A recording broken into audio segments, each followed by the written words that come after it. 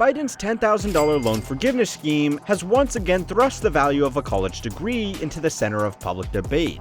It's tough to still be paying so much in loans every year.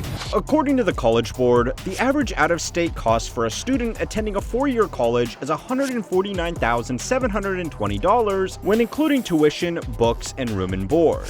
The prices are lower for community colleges and higher for private and for-profit colleges, but the out-of-state four-year college is a pretty typical experience for most people taking this path. $150,000 is a lot of money for a young adult to be playing around with, especially when students are taking on debt to fund the expense. So my American dream is pretty simple. My American dream is just not living paycheck to paycheck.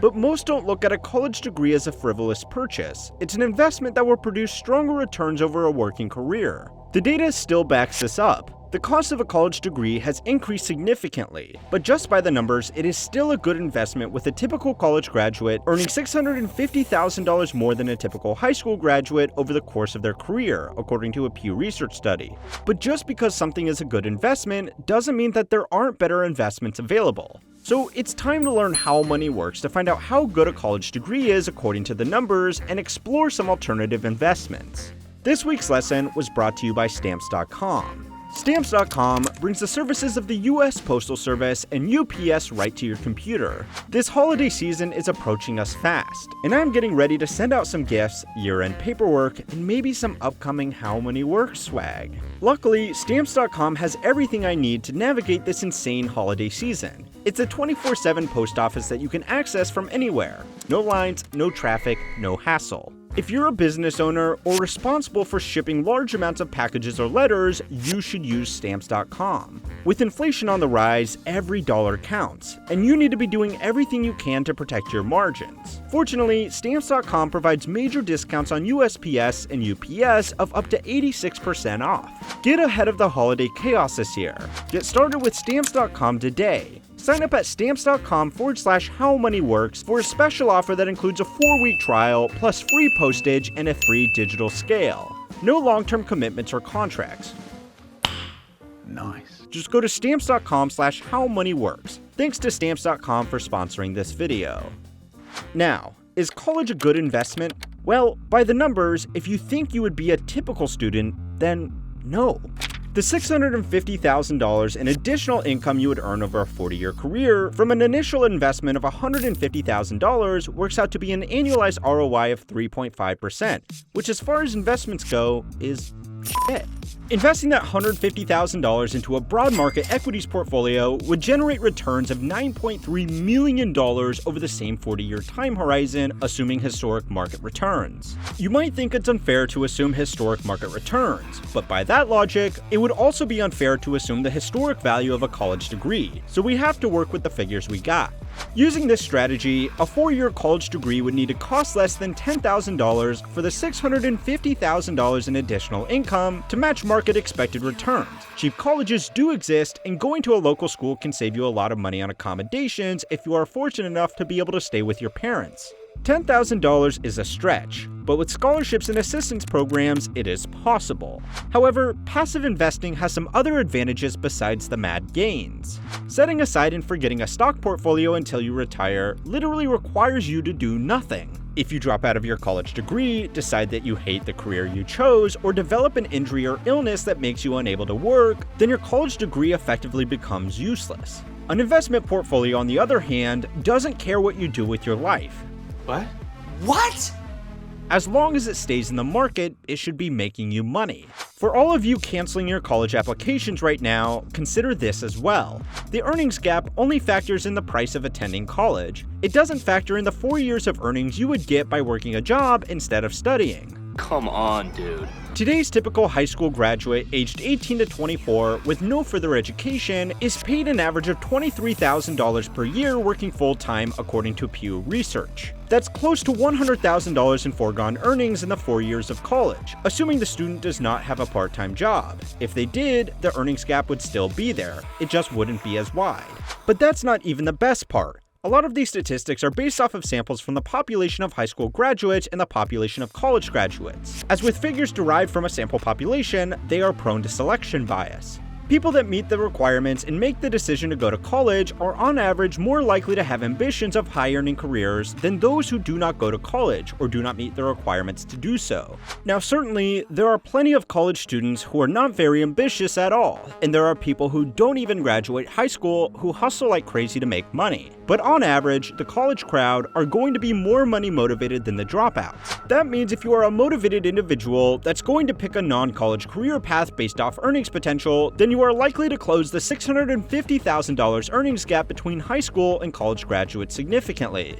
I don't know, man. That sounds like a lot of work. So why the f aren't people doing this? If you hadn't guessed by now, there are some problems with just letting your college tuition fund ride in the stock market for 40 years. Sometimes, gross returns are not the only thing an investor needs to consider. A college degree does offer some advantages in addition to its ability to qualify you for higher paying jobs. It can also qualify you to more comfortable jobs. Going to college is like a safety net. The TV show Dirty Jobs ran for 9 seasons between 2003 and 2012, and in its 179 episodes, a lot of the featured jobs earned very good money, and very few of them required a college degree. If you want to make money without a college degree, there are options available to you, especially if you are willing to work your ass off outdoors in smelly, hot, dangerous conditions doing hard labor that will wreck your body before your investment portfolio has had time to make you a millionaire. Or you could work equally hard in a temperature-controlled office pushing paper around a desk all day. You might think it's hard to put a nominal value on such a subjective difference, unless you went and got yourself a finance degree, in which case you will be qualified to assign your own multiple and conduct your own calculations accordingly. Being the richest person in the graveyard is pointless, and to many, a college degree is just as much an investment in being able to dedicate their lives to work they enjoy as much as it is an investment to make more money. Lifestyle during your working career must also be considered purely based on finances as well. An investment portfolio returning 10% annualized returns makes money like this, almost nothing for the first 3 decades and then huge wealth being generated in the last 10 years. Either of these return patterns are fine, if all you want to do in life is save for retirement. But if you want to travel, buy a house, raise a family, or generally live life, then you are going to need a more consistent stream of income like a higher monthly paycheck. The pure investment strategy also wouldn't work for everybody. The stock market only provides returns when smart, hardworking people innovate to make the companies they work for more profitable. Innovation can come from anywhere, but it does largely come from people who are well educated. If everybody just front-loaded their life savings into the market and kicked back for the next 40 years, then there would be nobody left to generate any returns. Still, that doesn't matter for you. As long as enough suckers still buy into the college career dream, you could still make the plan work for yourself. All right then. Let's do it. Now you just need to find $150,000. Holy crap! Raising this money to go to college is easy. The federal government and a long list of private companies give out loans to students every year to fund their tuition and expenses while studying. Because student loans are extremely difficult to discharge through bankruptcy, the organizations lending the money feel comfortable giving tens of thousands of dollars to an 18-year-old kid. The federal government, unfortunately, does not give out 6-figure loans to people that want to front-load their retirement savings. So automatically, that cuts out the 68% of students that were going to make this payment by taking on a loan. Another 7% of students get through college thanks to scholarships that eliminate the cost of tuition. Unfortunately, scholarship money cannot be YOLO'd into the stock market. The remaining 25% would have to convince their parents that their investment strategy was a better use of their college fund than, actually going to college. Probably a tough sell to mom and dad, who have been saving that money away for 18 years. Also, if you do decide to go to college, you might learn enough about statistics to recognize the mistake I made a few minutes ago. Okay, you got me. I assume that because you are watching this video on how to extract the most money possible out of your working and investing career, that you are strongly motivated by how much money you could make by going or not going to college. That assumption wasn't a mistake. But what was is what I said about selection bias. If you have a heavily money-motivated individual without a college degree, you shouldn't be compared to the average person with a college degree. You should be compared to someone with a college degree who is also heavily money-motivated. The top 10% of high school graduates easily out-earns the average college graduate. But the gap between the top 10% from both of these categories is even wider than the $650,000 Pew Research figure that we have been basing this study around. There are lots of college degrees that lead to jobs with low earnings potentials, and a lot of people don't mind that, because they just want to build a career around something like teaching or the performing arts. Is college a good investment? It can be, and it's potentially the best investment available to a lot of young people. Not because it makes them better and more valuable workers, but because it gives them access to incredible leverage through big loans without the possibility of a margin call. Obviously, this video is not to be taken too seriously, but I actually think this can be a great way for young students to think about their career options.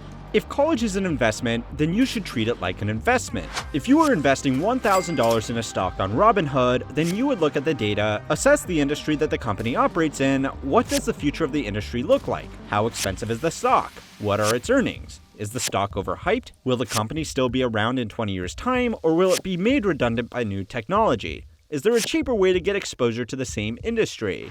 People put a lot of time and effort into making decisions when they see their money is on the line. But pick a college degree based on what school has the prettiest grounds or the best football team. College is a 5 or 6 figure investment, and it should be treated as seriously as any other investment of the same size. And a big part of making good investments is assessing the alternatives. Sometimes it's okay to admit that a college tuition fund would be better spent as a deposit on the first home, or even invested into the market where it has decades to compound into a fortune.